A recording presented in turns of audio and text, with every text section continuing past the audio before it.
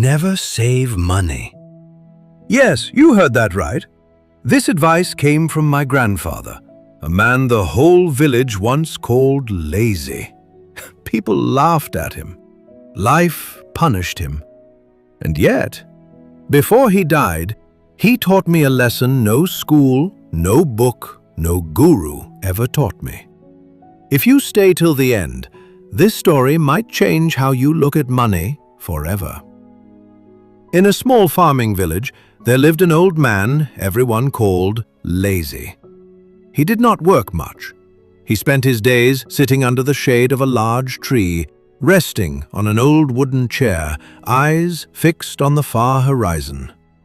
He spoke often, too often. "One day I will open a shop," he said. "One day I will buy land and cows. One day I will make money without getting tired." But that one day never came. At first, people laughed. Then they stopped laughing. Pity replaced jokes. His wife would sigh while kneading dough. "Life does not live on dreams," she said softly. "Life lives on work." He only shrugged. "Someday I will find a way." Years passed. Dreams stayed the same. Life grew harder. One cold night, his grandson, barefoot and thin, stood near the door and asked quietly, "Grandpa, is there bread?" The grandmother opened the cupboard. It was empty. No anger, no shouting, only silence. The old man stared at the floor. His throat tightened. That night, he understood something painful. Dreams cannot be eaten. Ideas do not fill empty stomachs. Sleep did not come. At sunrise, with shame heavy in his chest, he went to work in the fields as a daily laborer.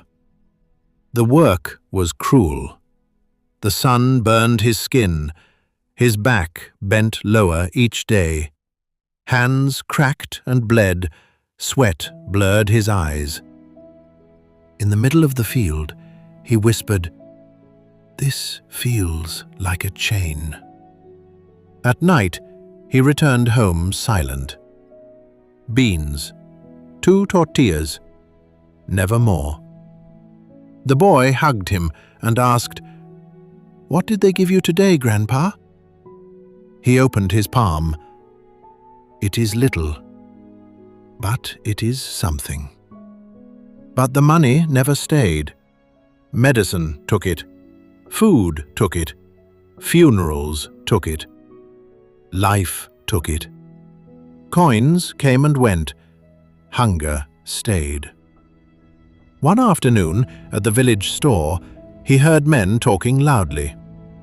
"The secret is saving," one said. "If you save money, you are safe." Those words burned into his mind. That night, he found a large glass jar and hid it under the bed. Every week, after buying only what was needed, he dropped a few coins inside. Clink. That sound felt like hope. One day the grandson found it. "What is this, Grandpa?" "Our tomorrow," the old man said proudly. But saving was painful. No new shoes, less food, slow meals, empty plates. One evening, the grandmother could not stay silent. "What good is saving if we stay hungry?" He replied without looking up, "Someday you will understand." Months passed. The jar filled.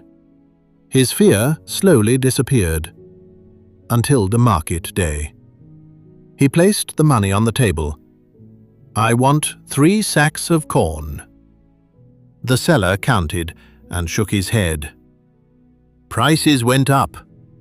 This buys 1 sack, and half The old man froze. "Money loses value," the seller said simply. That night, the coins lay scattered on the table, counted again and again. They never grew. The boy asked softly, "So, what is the use of saving, Grandpa?" The old man had no answer. Days darkened. His body weakened. Hope thinned like the food. One morning, sitting on the porch, he watched neighbors pass by. One carried eggs. Another carried bottles of milk. They walked calmly, not afraid. Then a memory struck him. Long ago, the boy had once said, "What if we buy chickens?" This time, he listened. He took the last of the money and bought a few thin chickens. When he released them into the yard, the boy laughed and ran after them. "Now we have an egg factory!" he shouted. At first, one egg, then two. They ate some. They sold some. With the money, they bought another chicken. The old man wrote everything in a small notebook. Every egg counted. Weeks passed. The yard filled with noise. Life returned. Neighbors came to buy eggs. The house smelled warmer. The plates grew fuller. One afternoon, holding an egg, the old man said to the boy, "This is worth more than a jar of money. It feeds us. It grows. It works while we sleep." The boy hugged him tightly. "So, you're not lazy anymore?" The old man smiled, eyes wet. "No, my child. I finally learned." The jar stayed forgotten under the bed. When people spoke of saving money, he pointed to the chickens and said, "Saving money is like holding water in your hands. It always slips away. Make it work, even if you start small." And that is how the man once called lazy learned the greatest truth of his life. Never save money. Make it grow.